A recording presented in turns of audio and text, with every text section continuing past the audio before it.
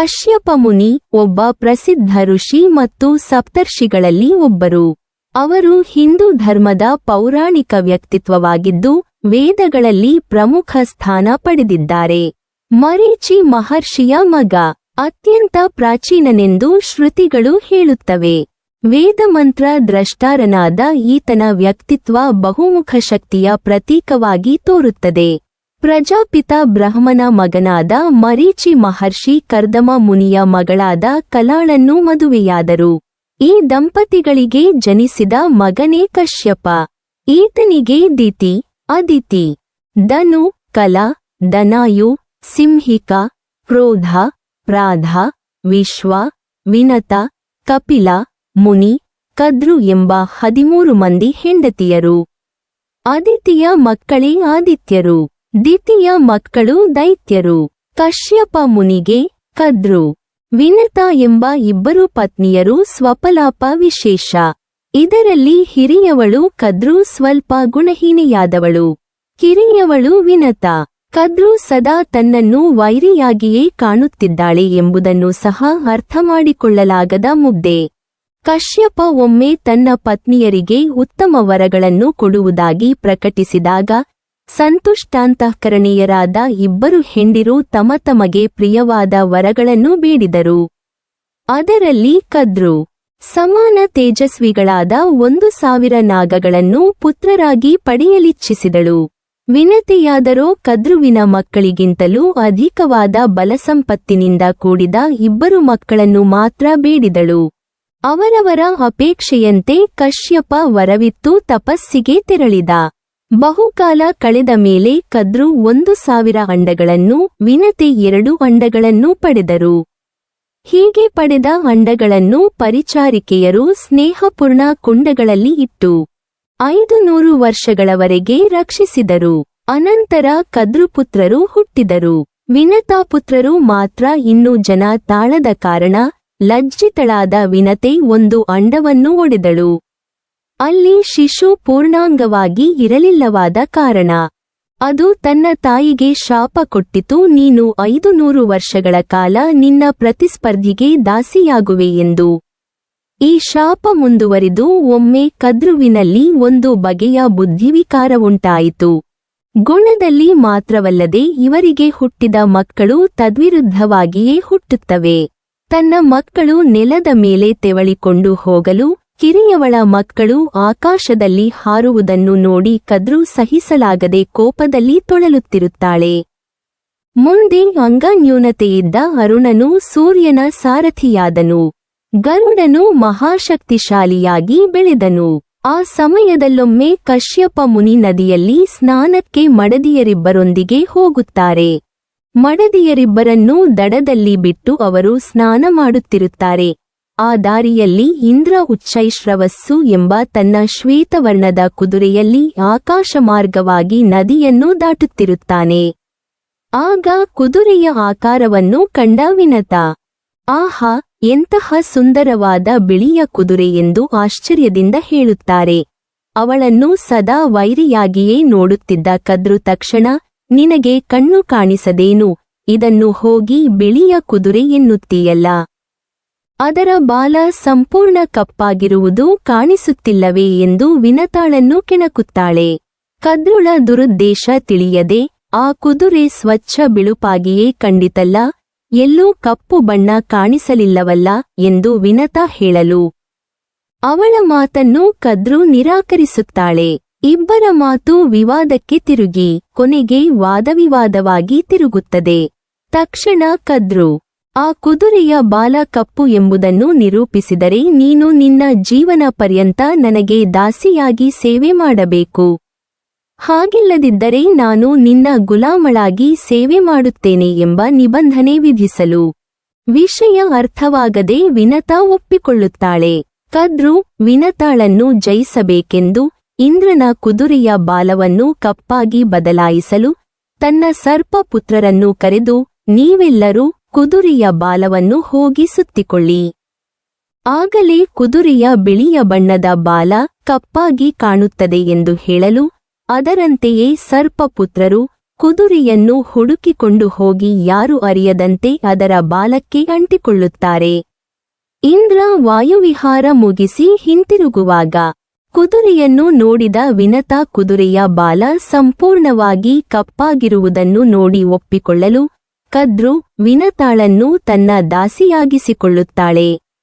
ದಿನ ಕಳೆದಂತೆ ಕದ್ರು ವಿನತಾಳನ್ನು ಬಹಳ ಹೀನವಾಗಿ ನಡೆಸಿಕೊಳ್ಳುವುದನ್ನು ಕಂಡ ಗರುಡ ತನ್ನ ತಾಯಿ ಪಡುವ ಕಷ್ಟಗಳನ್ನು ಸಹಿಸಲಾಗದೆ ಬಹಳ ನೊಂದುಕೊಂಡು ತನ್ನ ತಾಯಿಯನ್ನು ದಾಸ್ಯದಿಂದ ಬಿಡುಗಡೆ ಮಾಡಲು ಕದ್ರುವಿನ ಬಳಿ ಬೇಡಿಕೊಳ್ಳುತ್ತಾನೆ. ಆದರೆ ವಿನತಾಳನ್ನು ಅಷ್ಟು ಸುಲಭವಾಗಿ ಬಿಡಲು ಮನಸ್ಸಾಗದೆ ಗರುಡನ ಬಳಿ ತನ್ನ ಪುತ್ರರಿಗೆ ದೇವಲೋಕದಲ್ಲಿರುವ ಅಮೃತವನ್ನು ತಂದು ಕೊಟ್ಟರೆ ಅವನ ತಾಯನ್ನು ಬಿಡುಗಡೆ ಮಾಡಿ ಮುಕ್ತಗೊಳಿಸುವುದಾಗಿ ಹೇಳುತ್ತಾಳೆ. ದೇವತೆಗಳು ತಮ್ಮವರ ಹೊರತು ಬೇರೆ ಯಾರಿಗೂ ಅಮೃತವನ್ನು ಕೊಡುವುದಿಲ್ಲ ಎಂದು ತಿಳಿದಿದ್ದರೂ ತನ್ನ ತಾಯಿಯ ದಾಸ್ಯಮುಕ್ತಿಗಾಗಿ ಅಮೃತವನ್ನು ಬೇಡಿ ಬ್ರಹ್ಮನನ್ನು ಉದ್ದೇಶಿಸಿ ಗರುಡ ಘೋರ ತಪಸ್ಸು ಮಾಡುತ್ತಾನೆ. ಗರುಡ ಅನ್ನ ನೀರು ಸೇವಿಸದೆ ಗಾಳಿಯನ್ನು ಮಾತ್ರ ಉಸಿರಾಡುತ್ತಾ ತಿಂಗಳುಗಟ್ಟಲೆ ಕಟು ತಪಸ್ಸು ಮಾಡುತ್ತಾನೆ. ಗರುಡ ಶೀಘ್ರದಲ್ಲೇ ತಪಸ್ಸನ್ನು ನಿಲ್ಲಿಸಿಬಿಡುತ್ತಾನೆ ಎಂದುಕೊಂಡು ಬ್ರಹ್ಮ ಕಂಡು ಕಾಣದಂತೆ ಇರುತ್ತಾನೆ. ಆದರೆ ಗರುಡನ ಘೋರ ತಪಸ್ಸು ಮುಗಿಯುವಂತೆ ಕಾಣುವುದಿಲ್ಲ. ದೇಹ ಶಕ್ತಿಗುಂದಿ ನೂಲಿನಂತೆ ಅಂಟಿಕೊಂಡಿದ್ದ ಅವನ ಪ್ರಾಣ ಹಾರಿಹೋಗುತ್ತದೆ ಎಂಬ ಸ್ಥಿತಿಯನ್ನು ಕಂಡ ಬ್ರಹ್ಮ ಅವನ ಮುಂದೆ ಪ್ರತ್ಯಕ್ಷನಾಗಿ ನಿನಗೆ ಏನು ವರ ಬೇಕು ಎಂದು ಕೇಳುತ್ತಾನೆ. ಗರುಡ ಕಣ್ಣೀರು ಹಾಕುತ್ತಾ ತನ್ನ ತಾಯಿಯ ಸ್ಥಿತಿಯನ್ನು ಬ್ರಹ್ಮನ ಬಳಿ ಹೇಳಿ ನನ್ನ ತಾಯಿಯನ್ನು ದಾಸ್ಯದಿಂದ ಮುಕ್ತಗೊಳಿಸಲು ನೀವು ಆ ಅಮೃತವನ್ನು ದಯಪಾಲಿಸಬೇಕು ಎಂದು ಬೇಡಿಕೊಳ್ಳುತ್ತಾನೆ. ತನಗೆ ಮಹಾನ್ ಶಕ್ತಿ ಬೇಕು, ಮರಣವಿಲ್ಲದ ಬದುಕು ಬೇಕು, ಎಲ್ಲರನ್ನೂ ಗೆಲ್ಲುವ ಅದ್ಭುತ ವರ ಬೇಕು ಎಂದು ಮಾತ್ರವೇ ಅಲ್ಲಿಯವರೆಗೆ ಕೇಳಿದ್ದ ಬ್ರಹ್ಮನ ಕಿವಿಗಳಿಗೆ ತನಗೆಂದು ಏನನ್ನೂ ಕೇಳದೆ ತನ್ನ ತಾಯಿಗಾಗಿ ವರ ಕೇಳಿದ ಗರುಡನ ಮಾತುಗಳು ಬಹಳ ಇಂಪಾಗಿರಲು ಪುಳಕದಿಂದ ತಾನು ಹೇಳಿದನೆಂದು ಹೋಗಿ ಇಂದ್ರನ ಬಳಿ ಅಮೃತವನ್ನು ಪಡೆದುಕೊಳ್ಳಲು ಗರುಡನಿಗೆ ವರ ನೀಡುತ್ತಾನೆ. ಬ್ರಹ್ಮನ ಮಾತಿನಂತೆ ದೇವಲೋಕಕ್ಕೆ ಬಂದ ಗರುಡ ಅಮೃತವನ್ನು ದೇವೇಂದ್ರನ ಬಳಿ ಕೇಳಲು ಇಂದ್ರನು ಅಮೃತವನ್ನು ಮನುಷ್ಯರಿಗೆ ನೀಡುವ ಅನುಮತಿಯಿಲ್ಲ. ಆದ್ದರಿಂದ ಬೇರೆಯ ರೀತಿಯಲ್ಲಿ ನಿನ್ನ ತಾಯಿಯನ್ನು ಕಾಪಾಡಿಕೋ ಎಂದು ಅಮೃತವನ್ನು ಕೊಡಲು ನಿರಾಕರಿಸುತ್ತಾನೆ. ಇದರಿಂದ ಇಬ್ಬರ ನಡುವೆ ನಡೆದ ಮಾತಿನ ಚಕಮಕಿ ಜಗಳವಾಗಿ ತಿರುಗುತ್ತದೆ. ಬಲಶಾಲಿಯಾದ ಗರುಡನನ್ನು ಗೆಲ್ಲಲಾಗದ ಇಂದ್ರ ಕೊನೆಗೆ ಮಹಾವಿಷ್ಣುವಿನ ಬಳಿ ಶರಣಾಗಲು ತನ್ನ ತಾಯಿಗಾಗಿ ಬ್ರಹ್ಮನ ಬಳಿ ವರ ಬೇಡಿ ತಂದ ಗರುಡನು ದೇವೇಂದ್ರನ ಪರವಾಗಿ ಬಂದ ವಿಷ್ಣುವನ್ನು ಎದುರಿಸಿ ನಿಲ್ಲುತ್ತಾನೆ. ಹೋರಾಡಿ ನೋಡಿದ ವಿಷ್ಣು ಕೊನೆಗೆ ಗರುಡನನ್ನು ಕೊಲ್ಲಲು ಶ್ರೀಚಕ್ರವನ್ನು ಕಳುಹಿಸಲು ಶ್ರೀಮನ್ ನಾರಾಯಣನ ಪಾದವನ್ನು ನಮಸ್ಕರಿಸಿದ ಗರುಡ ನನ್ನನ್ನು ಕೊಂದರೂ ಪರವಾಗಿಲ್ಲ, ನನ್ನ ತಾಯನ್ನು ಮುಕ್ತಿಗೊಳಿಸು ಭಗವಂತ ಎಂದು ಬೇಡಿಕೊಳ್ಳಲು ಗರುಡನ ನಿಸ್ವಾರ್ಥ ಮಾತೃಪ್ರೇಮವನ್ನು ಕಂಡ ವಿಷ್ಣು ತಾಯಿಯ ಸುಖಕ್ಕಾಗಿ ಹಿಂಜರಿಯದೆ ನನ್ನನ್ನೇ ಎದುರಿಸಲು ಧೈರ್ಯ ಮಾಡಿದ ನಿನಗೆ ದೇವೇಂದ್ರ ಅಮೃತ ನೀಡಿ ನಿನ್ನ ತಾಯನ್ನು ಮುಕ್ತಗೊಳಿಸಲು ನೆರವಾಗುತ್ತಾನೆ.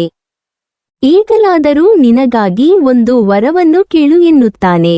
ಮಹಾವಿಷ್ಣುವಿನ ಕರುಣೆಗೆ ಮನ ಕರಗಿದ ಗರುಡ ಭಗವಂತನನ್ನು ವಂದಿಸಿ ಭಗವಂತನೇ, ನನ್ನ ಪ್ರೀತಿ ನನ್ನ ಭಕ್ತಿಯನ್ನು ಮರೆಮಾಚಿತು.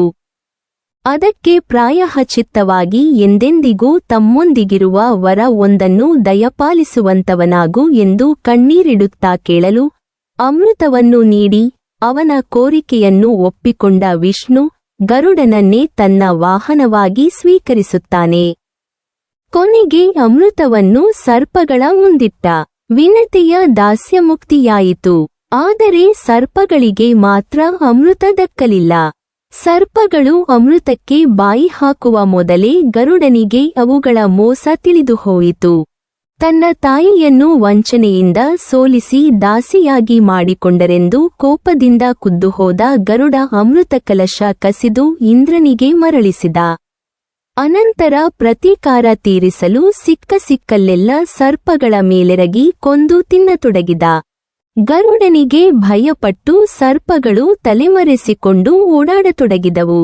ಇತ್ತ ಅಮೃತವೂ ಇಲ್ಲದೆ ಹೆಚ್ಚುವರಿಯಾಗಿ ತಾಯಿಯ ಶಾಪವನ್ನು ಹೊತ್ತು ಆತಂಕದಿಂದ ದಿನ ಕಳೆಯತೊಡಗಿದವು.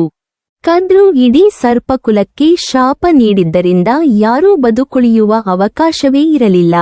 ಕೊನೆಗೆ ಅವು ತಮ್ಮ ತಂಗಿ ಜರತ್ಕಾರುವನ್ನು ಮದುವೆ ಮಾಡಿಕೊಡಲು ನಿರ್ಧರಿಸಿದರು. ಇದರಿಂದ ಆಕೆ ಬೇರೆ ಕುಲದವಳಾಗುತ್ತಾಳೆ.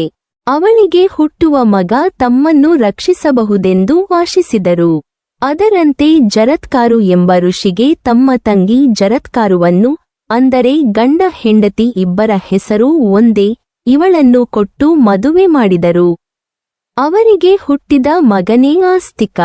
ಮುಂದೆ ಪಾಂಡುಕುಲದ ಜನಮೇಜಯ ಸರ್ಪಯಾಗ ಮಾಡುತ್ತಿದ್ದಾಗ ಅಳಿದುಳಿದ ಸರ್ಪಗಳನ್ನು ಈತ ರಕ್ಷಿಸಿದ. ಸರ್ಪಸಂಕುಲ ಅಳಿಯದಂತೆ ಕಾಪಾಡಿದ. ವಿನತಾಳ ಮಗನಾದ ಗರುಡ ವಿಷ್ಣುವಿನ ವಾಹನವಾದ ಕಥೆ ಇದಾದರೆ, ಮಹಾವಿಷ್ಣುವಿನ ಶಯನವಾದ ಆದಿಶೇಷ ಎಂಬ ಕದ್ರುವಿನ ಮಗನ ಕಥೆ ಇದರ ಉಪಕಥೆಯಾಗಿ ಬರುತ್ತದೆ. ವಿನತಾಳನ್ನು ಹೇಗಾದರೂ ಗುಲಾಮಳಾಗಿಸಬೇಕೆಂಬ ಭಾವನೆಯಿಂದ ಕದ್ರು ತನ್ನ ಪುತ್ರರುಗಳಾದ ನಾಗಗಳನ್ನು ಉಚ್ಚೈಶ್ರವಸ್ಸುವಿನ ಬಾಲಕ್ಕೆ ಅಂಟಿಕೊಂಡು ಬಾಲವನ್ನು ಕಪ್ಪು ಬಣ್ಣವಾಗಿ ಕಾಣುವಂತೆ ಮಾಡಬೇಕೆಂದು ಆಜ್ಞೆ ನೀಡಿದಳಲ್ಲವೇ. ಕದ್ರುವಿನ ಸಂಚಿಗೆ ವಿರೋಧವಾಗಿ ಕೆಲವು ನಾಗಗಳಿದ್ದವು. ತನ್ನ ಮಾತನ್ನು ಕೇಳದ ತನ್ನ ಅಂತಹ ಮಕ್ಕಳ ಮೇಲೆ ಕೋಪಗೊಂಡ ಕದ್ರು ಆ ಮಕ್ಕಳನ್ನು ಮಾತ್ರ ಮುಂದೆ ಜನಮೇಜಯ ಎಂಬ ರಾಜನು ಮಾಡುವ ಸರ್ಪ ಯಾಗದ ಅಗ್ನಿಯಲ್ಲಿ ಬಿದ್ದು ಸಾಯುವಂತೆ ಶಪಿಸುತ್ತಾಳೆ. ಹಾಗೆ ಶಪಿಸಲ್ಪಟ್ಟವನಲ್ಲಿ ಒಬ್ಬನೇ ಕದ್ರುವಿನ ಹಿರಿಯ ಮಗನಾದ ಆದಿಶೇಷ. ತನ್ನ ತಾಯಿಯ ಅಧರ್ಮ ಕಾರ್ಯಕ್ಕೆ ಕೈಜೋಡಿಸದ ತನಗೆ ಶಿಕ್ಷೆ ಎಂಬುದು ತಪ್ಪು ಎಂದು ಶಾಪ ವಿಮೋಚನೆ ಬೇಡಿ ಆದಿಶೇಷ ಘೋರ ತಪಸ್ಸು ಮಾಡುತ್ತಾನೆ. ಅವನ ನ್ಯಾಯವಾದ ತಪಸ್ಸಿಗೆ ಫಲ ನೀಡಲು ಪರಂಧಾಮನೇ ಅವನ ಮುಂದೆ ಬಂದು ಪ್ರತ್ಯಕ್ಷನಾಗುತ್ತಾನೆ. ಆಗ ಆದಿಶೇಷ ಶ್ರೀಮನ್ ನಾರಾಯಣನ ಬಳಿ, ದೇವದೇವ, ನನ್ನ ಮನಸ್ಸು ಎಂದಿಗೂ ಧರ್ಮದಲ್ಲೂ ತಪಸ್ಸಿನಲ್ಲೂ ಲೀನವಾಗಿ ಸಂತೋಷಗೊಳ್ಳಬೇಕು. ತಾಯಿಯಿಂದ ದೊರಕದ ಪ್ರೀತಿ ತಮ್ಮಿಂದ ದೊರಕುತ್ತದೆ ಎಂಬುದನ್ನು ನಾನು ಅರಿತಿದ್ದೇನೆ. ಆದ್ದರಿಂದ ಗರುಡನಂತೆಯೇ ನನಗೂ ತಮ್ಮನ್ನು ಕ್ಷಣವೂ ಅಗಲದ ಕೃಪೆಯನ್ನು ನೀಡಬೇಕು ಎಂದು ಬೇಡಿಕೊಳ್ಳುತ್ತಾನೆ. ವಿಷ್ಣುವು ಬಹಳ ಹರ್ಷಿತನಾಗಿ ಆದಿಶೇಷನಿಗೂ ಅವನ ನ್ಯಾಯವಾದ ಕೋರಿಕೆಯನ್ನು ದಯಪಾಲಿಸುತ್ತಾನೆ.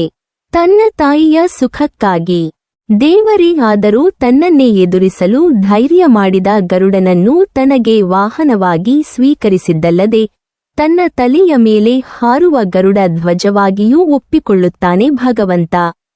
ಅದೇ ಸಮಯ ಅನ್ಯಾಯ ಎಂಬುದಕ್ಕಾಗಿ ತನ್ನ ತಾಯಿ ಆದರೂ ವಿರೋಧಿಸಿ 1000 ತಲೆಗಳನ್ನುಳ್ಳ ಆದಿಶೇಷನನ್ನು ನಡೆದರೆ ಕೊಡೆ, ಕೂತರೆ ಸಿಂಹಾಸನ, ನಿಂತರೆ ಮರ, ಮಲಗಿದರೆ ಹಾಸಿಗೆ ಎಂದು ತನ್ನ ಶಯನವಾಗಿಯೂ ಸಿಂಹಾಸನವಾಗಿಯೂ ಕೊಡೆಯಾಗಿಯೂ ಸದಾ ತನ್ನೊಂದಿಗಿರುವ ಕೃಪೆಯನ್ನು ದಯಪಾಲಿಸುತ್ತಾನೆ ಪರಂಧಾಮ. ಪ್ರಕೃತಿ ಗುಣದ ಪ್ರಕಾರ ಗರುಡನೂ ಸರ್ಪವೂ ವೈರಿಗಳು. ಇಬ್ಬರನ್ನೂ ತನ್ನೊಂದಿಗೆ ಇರಿಸಿಕೊಂಡು ಅವರೊಂದಿಗೆ ವಿಹರಿಸುವುದು ಲೋಕದಲ್ಲಿ ಎಲ್ಲ ಜೀವರಾಶಿಗಳು ಒಗ್ಗಟ್ಟಿನಿಂದ ಜೀವಿಸಬೇಕು ಎಂದು ನಮಗೆ ತಿಳಿಸಿ ಹೇಳುವುದಕ್ಕಾಗಿಯೇ ಎನ್ನುತ್ತದೆ ಪುರಾಣ.